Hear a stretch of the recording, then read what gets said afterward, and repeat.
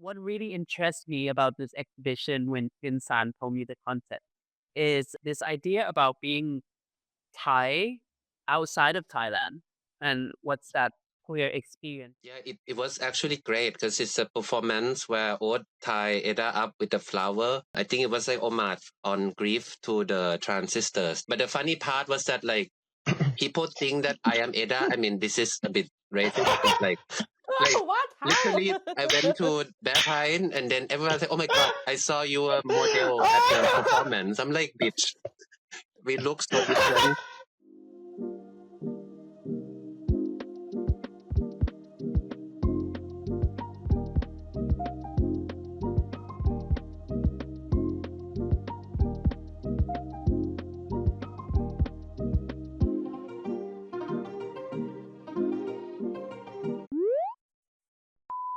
สวัสดีค่ะทุกคนค่ะ Welcome to THAISPORA, the video podcast about the stories of the Thai diaspora communities in the West. I'm really to have Sarnt with me for the second time. So listeners might remember them from one of the previous episodes where we talked about the Nobody Serves exhibition at Gallery Wedding. Besides, I have two wonderful, great artists named Eda, hello, Salut. and Hello. Oat. Hello, nice to see you here. How are you? Have you eaten anything yet? It's 6:50 p.m. in Thailand, so I was about to start eating, and then I'm like, oh no, I need to be on this podcast, so I will eat my dinner You can also later. eat while you're talking. It's also fine. It's okay, but thank you. Like now I'm not in Berlin. I'm in Munich right now. So it's in Munich, Berlin, Hamburg, and Bangkok, by the way. Wow, that's so international here. Yeah. And the reason why we are all here is because you guys have an exhibition which is coming soon, which is titled Young Birds from Strange Mountains and can be seen starting from 28th of November this year at Schwules Museum in Berlin. So we will cover some topics of this exhibition and how these topics are related to queer culture and queer activism in Thailand. So, but before we get into that, if you'd like to support THAISPORA, you can support the project on Patreon, PayPal, and Buy Me a Coffee. You will find the links down below in the subscription. Before we start our talk, normally I have kind of like a pop quiz with every guest. So I say to you some phrases, and I would like to ask you to fulfill them. Is that okay with you? All right. Sounds fun. Okay. The term queer means to me. The term queers means to me rebel, kabot in Thai. How so? Well, I think queering is in itself a rebellious act, as you know, it's almost like questioning the authority or what's already formed without one power. So I think for me, it's always a very courageous, rebellious, fun, brave thing to do. Would you agree, Eda, or what are your thoughts? The first thing I was thinking about come up to my head is like Lady Gaga. So I don't know what that means, but that's what my thoughts. So let's say Lady Gaga. It's a pop quick, so I pop question. So answer, this would be my answer. That's yeah. It's valid. I love it. Yeah, or I mean Britney Spears, and for me, like I think it's also one of these earliest pop artists that you feel like you want to dance sexy too. I don't know if you are from the 90s, then when Toxic came.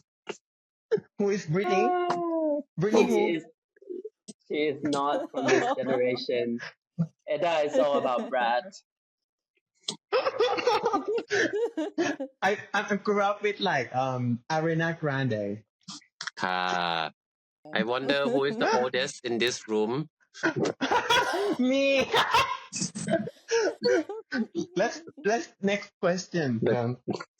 What about you, Paco? Because you did a lot of queer podcasts on so many stuff, so I'm curious.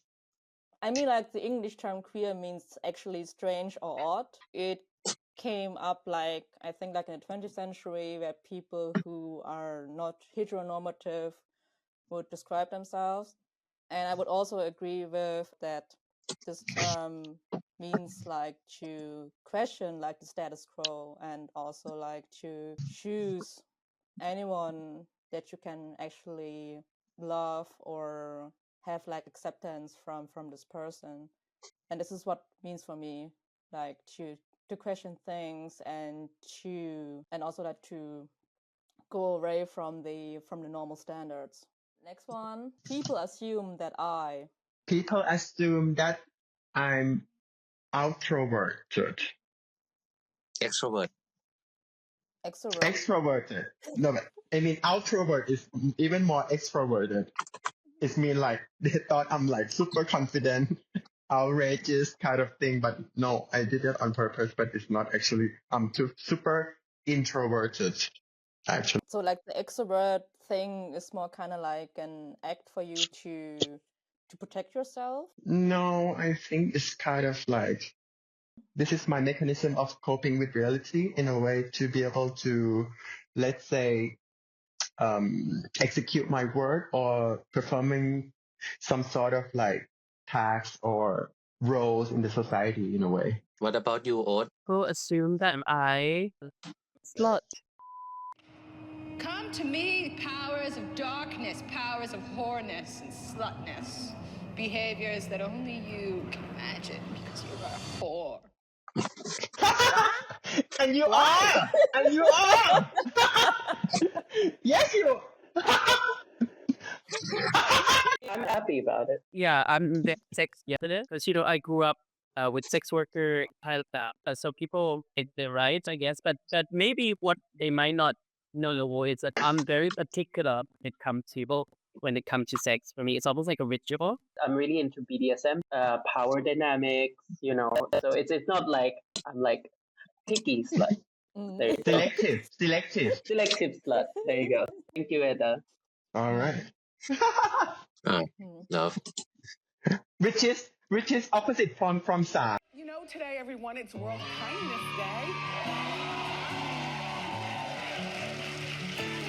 I'll try to be kind for the next hour. No, wait, what? This is also what you assume. Like, I mean, people assume also that I'm the opposite. So people assume that I'm not sexual. Because I'm like, people think that I'm like, a bit more like demure, maybe. But actually, I am. I mean, I'm also, maybe not all the time, maybe not like Oat. So maybe one funny Thai word, if anyone is learning Thai, is ngian, which means horny. But so if you're horny all the time, it's like ngian talot vela or something.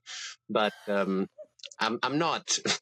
But once a week or once a month, I'm fine. Yeah, maybe But people tend to think that I'm just like being cute, nice, and beautiful, but not sexual, which is annoying. No, but if you said that you once a month or once a week, you are not sexual person. Actually. I mean, come on. You cannot call you a sporty person if you go to the gym once a week or once a month. True. Okay, makes sense. Okay. Okay. Understand. Back to reality. And my next work for upcoming exhibition is very nyan. I love it. I really cannot love this news. wait. I'm immediately turned off by. So going away from Nyan to Power. I mean, at least when I moved to Berlin, that I got to detect this easier or better is when power comes. So if you talk about even something basic, like someone is flirting with you and you obviously feel that this person is maybe powerful or have something more than you, or trying to use that power, no matter what it means, like job or race or I don't know, whatever, then I detect it better, and it just really turned me off. And it's very strange also when you are, let's say, a bit racialized of being this Asian migrant here, and then some people think that you need help, right? So they would, mostly white guys also would come approach you like, I can help you with this and that and that. And I was just like, I don't need your help, hun. So it's turn off, big turn off. Yeah. My answer is actually quite similar to San. Like, it's also Mm. Thai person. And, we, as a country, we have history with sex work, and people look at us as Mm. often looked down or condescending when we're abroad or even in Thailand. So, there is this notion of white slaving superior Yeah. approach. But also, I think it this recently because I just did residency in LA with Tom of Finland, and I talk about this a lot, like race play within the BDSM community. Is it okay? Is there a place for it?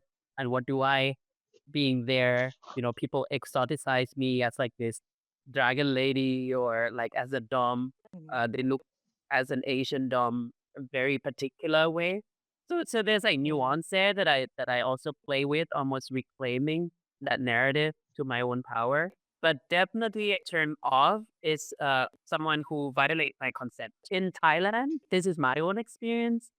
When I go to gay sauna, it's always the white guy that like when I say no, they keep coming. Like if it's Asian or Oh. was it Thai guy would kind of like leave me, right? But if it's white guy, like you already they know you pushed away, being polite, they keep coming back and then it just ruined it for everyone. So that's my current turn off right now. Sorry, white people. Mm-hmm. Still love you, but like in certain circumstances, certain vibe, not really. Yeah. I love white people. I love white people. I sell my soul to white guy. Sorry. I sell my soul to the white people. Yeah. What about you, Um, Eda? What are you turned off um, by? I want to say fashion. Let's say fashion people. When they said fashion people, it's like, oh my God. It's like a red flag for me. Yeah, it's kind of like, because that's why I become more and more try to be on an art scene. I don't say art scene is different, but it's just like at least new people. Eventually they might be related at some point or even the same, but it's just a new landscape for me. I had been in fashion, and then when this fashion somehow is overrated, sometimes you just like when they said they are fashion or into fashion or something like that is quite superficial in a way. And that kind of allergy made me allergic. Like I don't say I don't do fashion. I still love fashion. Maybe I tackle them in different ways. So that's why I use fashion as a medium in my art as well. But it's just different way of approaching fashion in a way. Okay, next one. As a queer person in Thailand, I feel. Celebrated. Oh, how come? Well, you know what? I've been very fortunate to, I run my gallery, which is Thailand first LGBTQ gallery dedicated to artists in Southeast Asia. And I've been around uh, meeting with artists and gallerists in places like Philippines, Myanmar, Malaysia. Girl, I just have to say, being in Thailand, it's like a paradise for queer artists. And I'm saying this, yes, we have a long way to go. There are still things like gender recognition in our laws that need to be passed. There are a lot of state bullying still, social acceptance. People in Myanmar, for example, are being kidnapped by their government. People in Right. Philippines, yes, they're okay that you're queer, but like next door, your parents are praying that you're not going to hell. It's because they're religious. In Indonesia, we have queer museum, but they have to be online because they couldn't have a size-specific physical thing.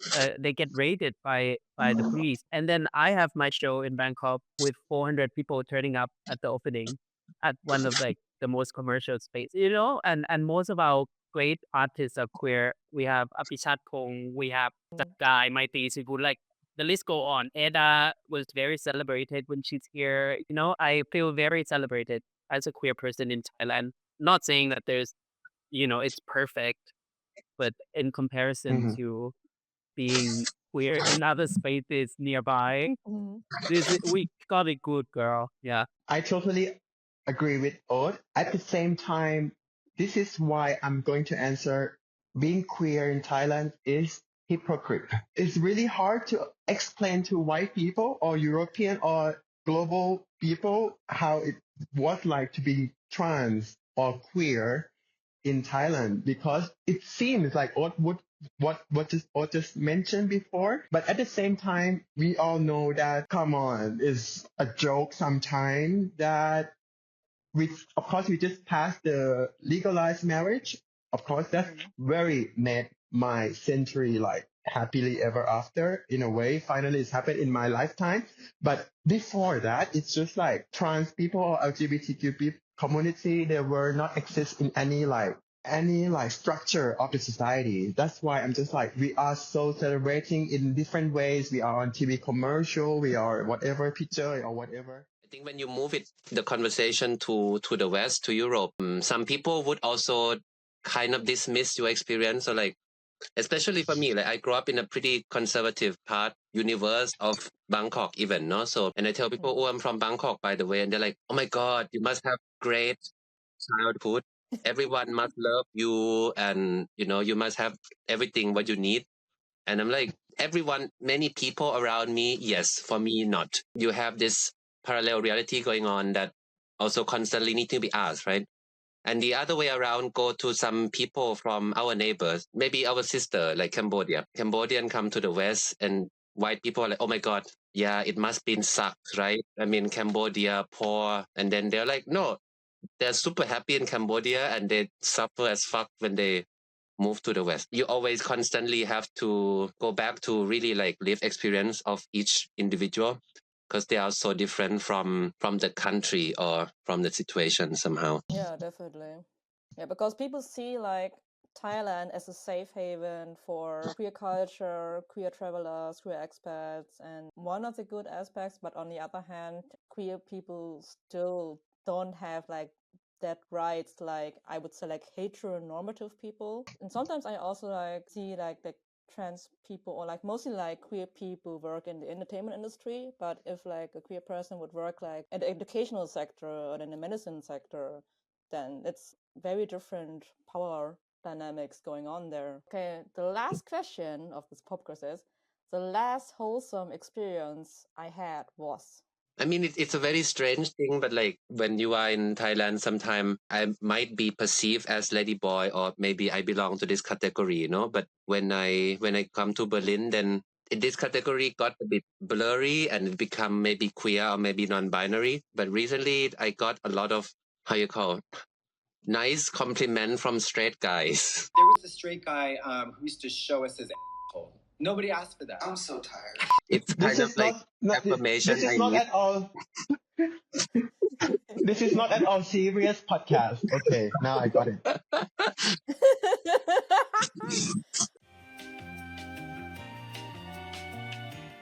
No, for me, I would say wholesome experience.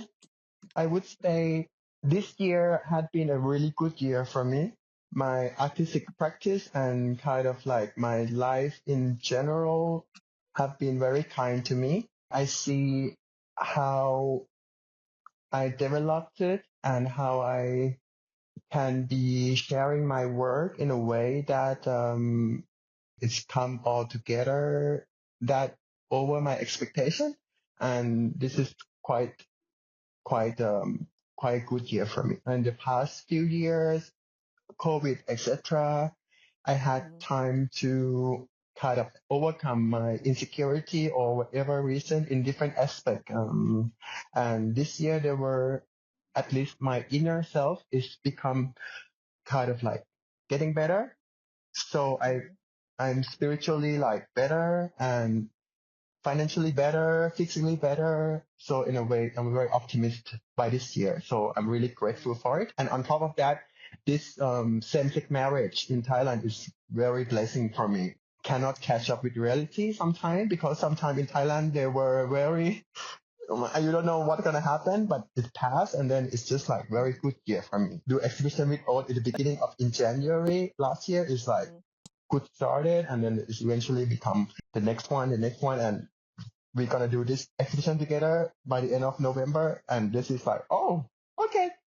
I'm blessed. I'm feeling blessed and wholesome. I'm so happy to hear about that. Yeah, I think for me, similar. Like I think there's many blessing in life, and I feel wholesome almost every day. But definitely the highlight would be being in Berlin, having a show with Tom of Finland performing Shibari with Eda, and at Berghain, which is fucking iconic for me. Being wholesome is being with community that celebrate us as queer people, celebrate our work as erotic artists. Yeah, so it was so beautiful, and I met so many, queer artists from all over the world, and we danced together at the time. It was really wholesome week for me when it was in Berlin. So I'm really looking forward to go back and reconnect with everyone. Yeah, it was actually great because it's a performance where Oat tie Eda up with a flower, and it's like a grief. I think it was like homage on grief to the transistors, no? But the funny part was that like people think that I am Eda. I mean, this is a bit racist, but like What? How? literally, I went to Berghain and then everyone said, "Oh my god, I saw you a model at the performance." I'm like, "Bitch, we look so different." No, you just say yes, thank you. You just admit it. It's okay. Take it. Take it. Yeah. I mean, We are all Eda. oh my god. Eda is all of us. Yeah, I don't blame them. They would. Yeah, that could be. I mean, I have a bit bigger titties, Yes, but it's okay. you have tits, I don't. I'm jealous. Yeah, but in Berghain, everyone can be everyone. I mean, you cannot assume it is like. But we didn't actually talk about the exhibition yet. Can some of you tell me and also the audience what's the story behind the exhibition? What were your motivations to do this? Yeah, so I mean, just a like little thing on the young bird from Strange Mountain. So in Thai, I call it Nok Plak from Hup Khao Pralat, which is like a play on strange birds from Strange Mountain, let's say. And the phrase come from Vietnamese poet Xuân Du, who used to work in East Germany actually in the 80s. And he wrote this poem called Young Birds from Strange Mountain. You can interpret it in many ways. What is bird? Also very phallic, right? Bird. And strange mountain of like strange place, or maybe, I don't know, heteronormative place, or I don't know, country. And we took this phrase from him, and we actually found his writing also in Akademie der Kunst in East Berlin. So it's like a whole research that we went into this. It's a conversation on contemporary art and archive materials, especially from Schwules Museum in their own collection. So it became the curator team of me and Fidencia Tajib, Ragi Huda, Tao Ho, and Hai Nam Wen. And we kind of bring together artists from Southeast Asia. In this case, and I bring Eda Oat and Nattapong Samakgel and Sam Surya Koot. So we have like, I think 13 artists in the exhibition. Most countries in Southeast Asia, there's some countries missing for sure, but it's life. And it deals with queer artists from Southeast Asia. And I think it's one of the few, maybe even the first possibly exhibition at Schwules Museum that deal with exactly this topic. And I think it's also deal with issue of spirituality, which is also what we found as a common practice to all these artists we involve. Beyond Oat and Eda, we have, for example, Tamara, who is also a person, I think a trans person who worked with Ludruk, which is a non-binary shaman dancers in East Java. Because before the colonial time, also queer people were the roles of shamans. In Philippines, it's called Babaylan, which is also always this non-binary shaman that call the gods, like summon the gods and talk to the people. There was also recorded in Thailand, in Cambodia and Myanmar. It was also queer people who summon the gods. Also on the personal level, I want to make a show for Eda and Oat and Bak Nattapong. Honestly, I follow Oat Montien work, especially for a long time, but we just met for the first time in real life last year. But I stalked you for a very long time, yo. And even before you went to Tom of Finland, which I think also helped to increase your visibility. But when I went to visit Bangkok, everyone was like, "You have to meet Oat," and I'm like, "Yeah, I know, I never have time." It is funny, like now these days, I just had like some curator or artist, like they were doing residency in Chiang Mai, and they just like reached out to me and they're like, "Hi, I'm gay," and someone told me that I should meet you. like all the time, like Hi, in my hi. DM. It's like I'm like the Sarnt Utamachote, the shrine, the queer shrine of Bangkok art no scene, which ศาล is หลักเมือง really ศาลหลักเมือง Sarnt Lat Mueang, ศาลหลักเมือง yeah, like a town ศาลหลัก hall, เมือง like a town hall. I'm really yeah grateful. I'm really honored that you choose me to be part of this exhibition, Susan. Thank you so much. What really interests me about this exhibition when San told me the concept is this idea about being Thai outside of Thailand and what's that queer experience. Similar to other countries, when you're from Southeast Asia and you go abroad or be perceived abroad, there's so much nuances and so much that people put on you uh, due to colonialism, legacy or CRTA or like the Cold War. Like Southeast Asian has so much of that upon themselves that we didn't really realize until we went abroad. When I was in California, it really just hit me, in the BDSM scene. Like before in Thailand, I thought it's so normal. It's like, yeah, I have a white boyfriend. So what? People treat me like a whore. I make a joke about it. I'm like, yeah, I'm very expensive. But when I'm in LA, people are like, oh my God, they say that to you? I'm like, oh, this is not normal. And with this exhibition, I'm really excited to, dig into that. Not just how others look at us, but also how we look at ourselves through the eyes of others. So, for example, my work is based on the cowboy aesthetics. So my dad really loved the Americana and he loved cowboys movies. And he used to open a cowboy saloon. I know in Don Mueang, in Bangkok, like the full on, with native sculptures and a buffalo head and everything. And I grew up with that, and I felt like this is the ideal masculinity. And in Thailand, we also have people, the star of those days, uh, that kind of mimic this Americana aesthetic. So it's always like I look at myself through those lens, and I created my work with all these elements um, that kind of investigate and contemplate like where does this how does it play in my life and my sexuality and my relationship to my father or masculinity.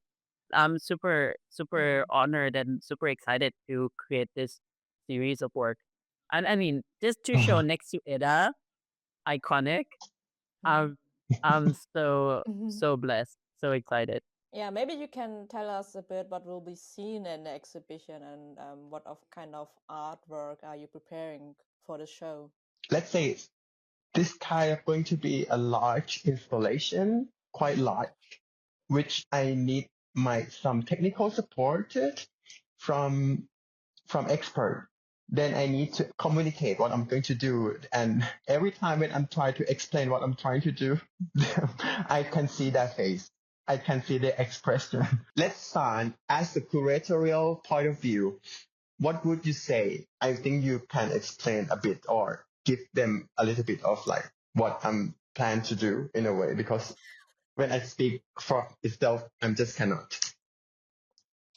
Okay, I'm your PR Yeah, person. yes, Then please. I'm basically Eda PR person. So, my boss say that she thinks about creating now I think with so Eda work I think it deals with first and foremost Buddhist fabrics.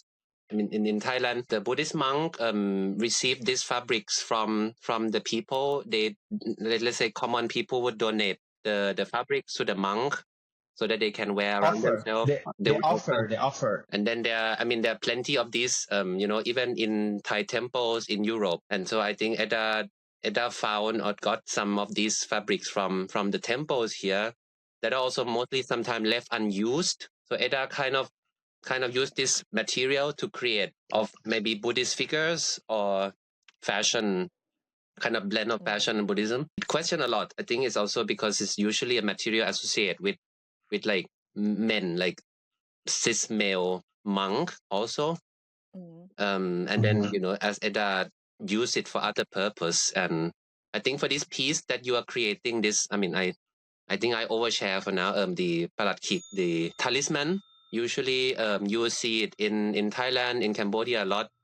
And it's a strange symbol because in Buddhism, usually you don't represent sexuality. Because in Buddhism, like, okay, don't have sex, please. But in front of the temple, then you'll find this like a dildo chains or something, and so many stuff. But yeah, Eda gonna create this phallic symbol through the Buddhist fabrics, and it's gonna be very cute and big one. So I make a big cock, big dick. Anyway. but let's say that I had been doing this practice in this material in different ways. It's more and more come to the aspect that it's quite direct, it's quite obvious, it sounds very radical, but for me, it's comforting in a way that I associate cocks and penis and my sexuality in Buddhism in a very peaceful way and intimate ways. When I did something from my artistic practice, it's come from love and it's come from my respect and everything else. This is my personal relationship with the Buddha and the Buddhism in this context of mine. It's very personal, and I'm glad that Sarnt and the museum, the team that allowed me to share this. And especially it's a gay museum. They call it a gay museum. So I would take this chance to the extreme that I could do. I think this work on spirituality and what I had been on my journey, this is the right time. And I think this is a proper thing that I would like to say in this moment. And I hopefully that I could share this, and the people who come and visit would experience or at least sharing the moment and in this experience together.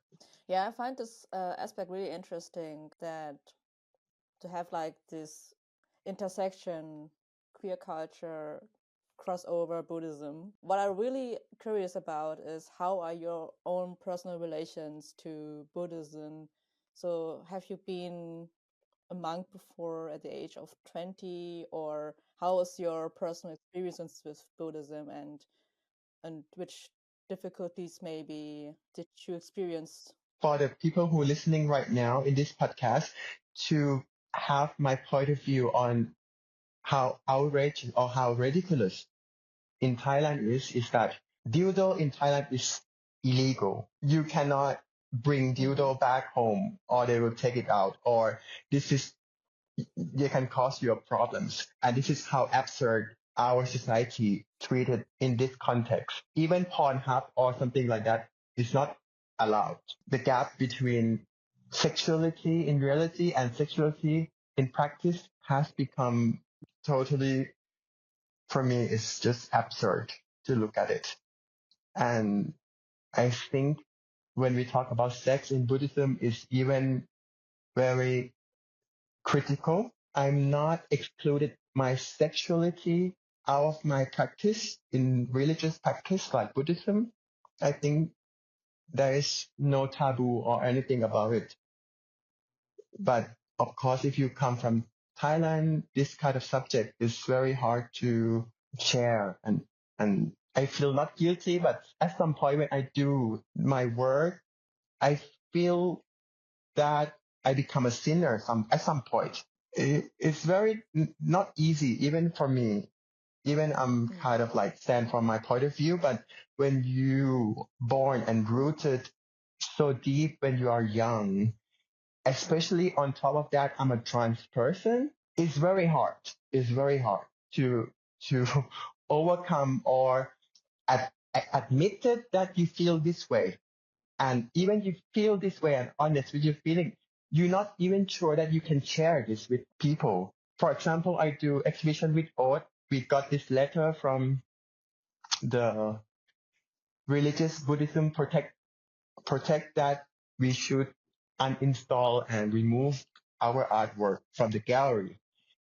And every time I do exhibition in Thailand, I got this letter, and it's threatening kind of letter. And I feel, of course, I got my backup, a good friend like Oat or the gallery who just stand by behind me. that make me comfort. This day is better, but before trans, if you are ladyboy or trans shouldn't talk about dick. And when you have trans with dick, it's kind of like crazy. You know what I mean? Now it's better. Both know and San know that now trans with dick is kind of like, let's say, normalized. Fashion It's like how on how top. normal, right? How the move on top in fashion right now. Yeah. You know, I also want to say Eda is so brave, and I speak of this topic from a privileged point because I am a cis gay person. So I've been a monk a few times, and we talked about this that we really want her to be able to become a pikuni. Like she actually can become a monk if she like do breast reduction and was proceed as a cis male. But we really want sangha or a temple that actually accept trans women to become pikuni because it will Yeah. be true to herself and that's how We've been talking Yes. about it. I think it will happen eventually, hopefully in Thailand. But it's a process, and I really admire your bravery in committing in these. And me and we have a few other queer artists who use Buddhism within their work. We have faith in Buddhism. And like Eda said, it's almost a homage, and this is very different to Western artists, most of them that work with Catholic or Christian concept. That is almost, in my perception, a lot of them almost questioning it or like do a mockery or try to, devalue it somehow. But in our case, in our collective, we actually almost like a homage, but a queer homage. And we spoke a lot about this at Eda exhibition opening. We have an actual monk, a queer, very supportive monk. His name was Ajahn Chai, right? Pasukon Chayathammo, who's very outspoken for LGBT rights. And he came to Eda's show. He not only blessed it, he really complimented Eda on her understanding of Buddhism and the way that she digests it into her art. There's a word BDSM on one of her robe. And the monk, Pajan Chai, actually said, I think this robe is a symbol of bondage. I feel like when I become monkhood, it was a bondage for me, physically and spiritually, and that created another spiritual awakening for me because of this bondage. We talked about Buddhism concept with so much faith, with so much respect. Although a lot of people outside who don't know us might just look at it and like, oh my God, this queer, this freaks are, bringing down the high thing to a lower thing because of the sexuality. Actually, sexuality is part of being human. And in other sects of Buddhism, there are, different type of imagery, even in Tibetan, that talks about sexuality of male and female dynamic. We as Thai people, again, a bit hypocrite when it comes to talking about this. I use shibari, the rope, in the same tradition as it is used in Buddhism. Like the knots that I tie Eda in Berghain, representing Niwon Ha, that's what they would do with the dead body in the normal temple.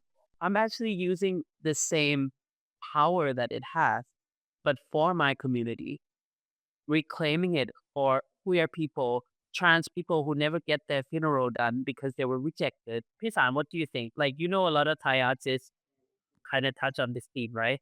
Do you think that they kind of still have the faith when they do it, or what's your take on it? I agree with all you said. I mean, I think you also know much more than me. Like, I think it's also one of the significance, let's say, of Southeast Asia. Also, in general, is this. It's a very, very rich heritage of things, and with the local community. Even when you create, like, I recently went to Thailand Biennale, happening in Chiang Rai, in 2023. They investigate in the northern Thailand, and everywhere you go is full of spirituality. So all the installation that you would make, you almost need to almost respect the local spirituality as well. So there are some contradiction. There are rules in Buddhism that need to be reformed. Also noteworthy, there's a movie by our sister Anusha Bunyawatana Nuchi called Manila, which is also very iconic movie that came out of Thailand in 2018. And it's also about grief. So it's about this the trans female person, but the story is about two gay, like a couple. One of them dies, and then so the one that survived become a monk and grieve on the death, and involve this also Buddhist practice of maranasati, looking at dead bodies, which is for. And I think it's also the movie that I've been talking a lot about, because I also organized the Berlin premiere for the director, and we brought the director to Berlin. But it was also a thing that I've been telling people here that, like, look, there's so many ways to use queerness to express and investigate, and not necessarily also through your identity, like in a front page, So, and this is also what I respect from all of you, both of you two as well, in this work or the whole exhibition, because in the West we tend to kind of over focus on, okay, I make a work about being trans. Let's say it's about kind of just about that, but somehow from our region, there's a lot of process. I don't need to make a work about being trans because I'm trans. It's a very different approach to this. So I can make a Buddhist work, and as a trans person, like Eda is completely, it's enough. And that's what I like a lot. I need a break to go to toilet quickly. Yes. Okay. Yeah. I come back. Isan, you can go first. But what's the question again? The question is, what do you think is needed to be done for the queer communities when it comes to queer activism in Thailand? I met plenty of people who know much more details about the laws. There's a law about, I think the he, her And name. the affirmation, yeah. The affirmation thing. And so much more to do. I think what I could say is also maybe reflect onto where I'm now in Europe, is sort of like, now we are in a pretty critical time of Germany even. So I recently make a joke a lot that, like, if I would have more patience with Thailand, 10 years ago, before I moved to Germany, if I didn't move here, I might never move to Germany. Because, like, what I see in Thailand now and how it progressed, I'm not nationalistic, no, but I'm just saying, like, the change I saw was so much. Maybe Eda, you mute yourself a bit, no? Sorry. And that's I love Eda this sound. ship I love going it. down the toilet. I love it. This is unhinged podcast. Like, we hear something.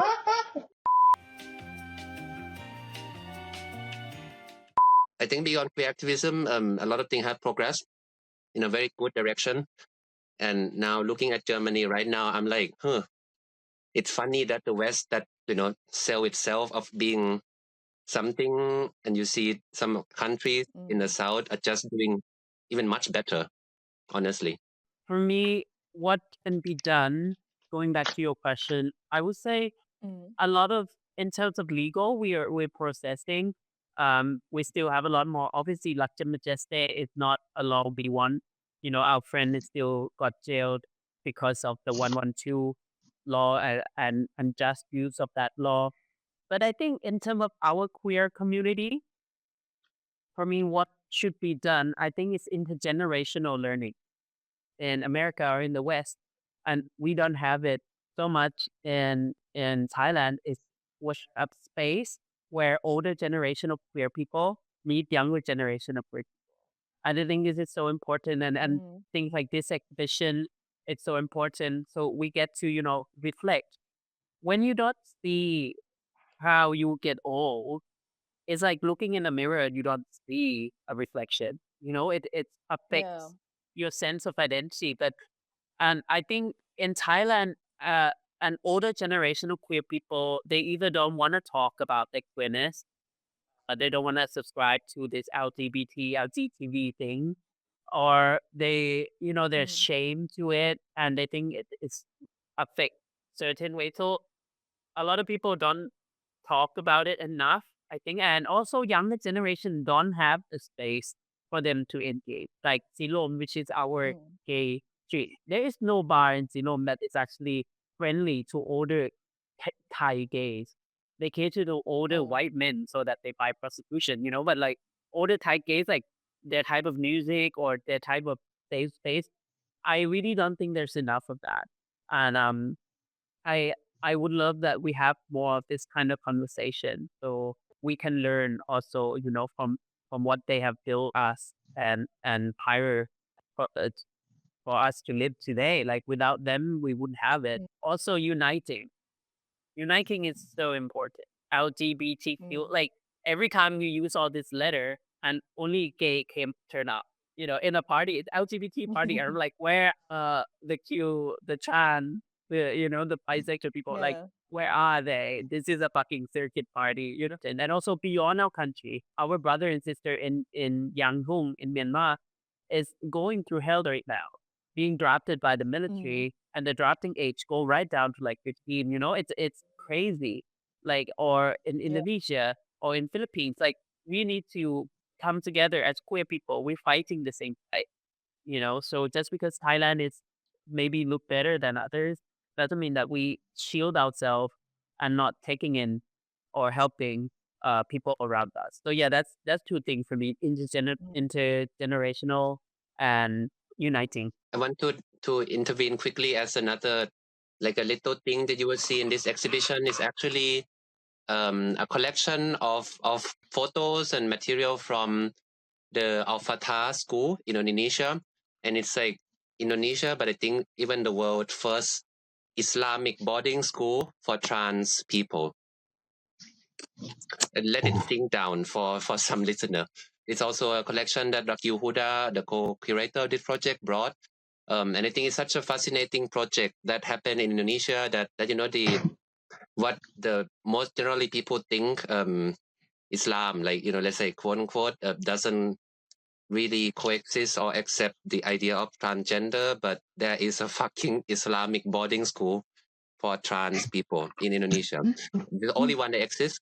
It's a part of this project to actually try to encompass activism and spirituality in the region in a very complex way, So even in this case, we're not saying that Indonesia is progressive, no, but we are saying that the initiative that create this space, even that you can imagine, is very, very radical. I would like to go back to the point concerning spirituality because, as I mentioned before, this was also like a major aspect in the exhibition, and you already told that most of the shamans or like spiritual people who like working with spiritual beliefs were queer. Why is that the case actually in history of Southeast Asia that most like queer people would be or can be shamans, for example? It's hard to pinpoint. I mean, you can say if you read some random writings, academic research, they would say, okay, because queer live between worlds. So in the past, they kind of figure out that we neither women, sometimes women, nor men, sometimes men. And so they have this idea that we can cross the world. And so I think that became the case that you can cross also this, let's say, this mundane world and the divine spiritual world. Or in sociology, then they would look at the other way and they would say, it's a way of queer people in the pre-colonial time to also reclaim their power because they said back then the society was very patriarchal still, even before colonial, I have to say. So, how would you find a thing to say in society? So they say, okay, there's 1 or 2 roles for you to do per year that you can have power. And maybe in some other situation, you don't have power, but in this role as a shaman, you do. These are theories. I don't know true or not. It's just more like academic research wrote about this. But I mean, to bring it back to our more like normal reality, like I think like many mediums, I mean, Modu are also sometimes trans or gay. I mean, I went to plenty of like hand reading or things when I was in Thailand, and they were mostly actually I mean, either women or trans. It's very strange phenomenon. Well, there's a book by Peter Jackson and Benjamin Bowman called Deities and Divas. And that I think Mm. can explain most of the things San touch on already. It's like queer ritual specialists, often in region of Thailand and Burma, conditioned in both through society and through their own spiritual belief to become medium and shamans. In Thailand, there's also a recent research on the pink pink monks, you know, ใต้ร่มกาสาวพัสต์ชมพู in there's like a research of and so queer monks in Buddhism in Thailand and their relation to the authority of Buddhism that's centralized. Personally, I really believe that we have more connection to the spiritual world. It's just really sad thing to stay at this time when the gun is pointing at us to go around tell trans people like, oh my God, you connect world, you are the medium, you have the power, and then they got shot the next day. And it really breaks my heart that this is our reality. And we always been feared as well. It's not just us being like Delulu. You know, there is the reason that we are put down by patriarchal society. I practiced spiritualism since I was 9. My great grandfather was a shaman, you know, and like my mom, before she buy any property, she would bring me and she'd be like, "Do you see any ghosts in this house?" Before we buy, you know, and it's like I truly believe that queer people we are gifted, and it's just a shame that the society is scared of it so much that we become the target because of that. I mean, what do you think, Eda? I mean, you're one of the most spiritual person I know. You and Yeah. and even Patai says so like your understanding of Buddhism is not about the text, but you embody it with love, with compassion, and we see Yeah. it in your work. But they won't allow you to ordain. Most of the time, I consider Buddhism as a science practice. It's very science. It's not. It's not at all spiritual, but spiritual comes from the fact that Buddhism has all the resource and the reason that has become empowered you to bring you to some higher power or whatsoever in Western or Eastern culture, but they all have some has all explanation for all those sorts of like unexplained event. This question about why queer people or trans people become a shaman or healer or whatever, my personal belief is that when you are a trans person, you're not only questioning your existence or identity, but you also need to transform yourself exterior to fit into your belief. Different from gay people.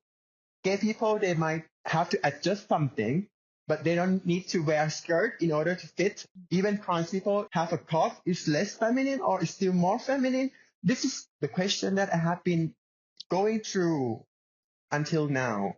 You need to do more than other people, than cis people or gay people or the people in the art community, that you need to do a certain thing to fit in that criteria that you want to be in. For this question and transformation yourself, it requires courage. It requires a lot of bravery in order to commit to it.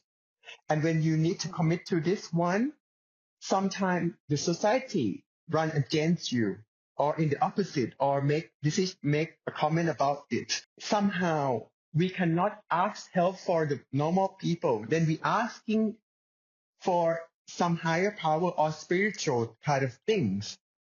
That's why trans people, when they are run out of people who they can ask, they ask something that not existed, like God or anything which is not existed, or something more inner self.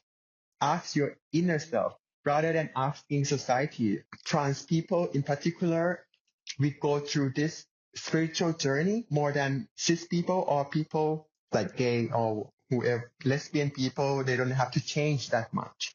Yeah, I'm really happy that I could hear your stories and all your aspects, and I'm really glad that I learned so much from you. And I hope that a lot of people would come to the exhibition. So guys, if you want to see some great, queer, awesome artworks, go to Gay Museum, the Schwules Museum in Berlin, to the exhibition on 28th of November, Young Birds from Strange Mountains. Please don't miss it. And thank you, everyone, for joining me for this Thank you, podcast. Paco, for this. It's always great to be with you. Thank you. ขอบคุณมากค่ะ ขอบคุณนะคะ Okay. Hey guys, thank you so much for tuning in and listening until this point. Feel free to share, like, and subscribe to the channel so that you won't miss any new episodes. If you want to learn more about Thailand, its people, and Southeast Asia, check out the previous episodes. I put a lot of love and work in this podcast, and I'm happy that you found it. By becoming a member on Patreon, Buy Me a Coffee, or donate my PayPal account, you can also help this project financially. You find all the links down in the subscription. Again, thank you so much for your support, and we'll see you next time. Bye.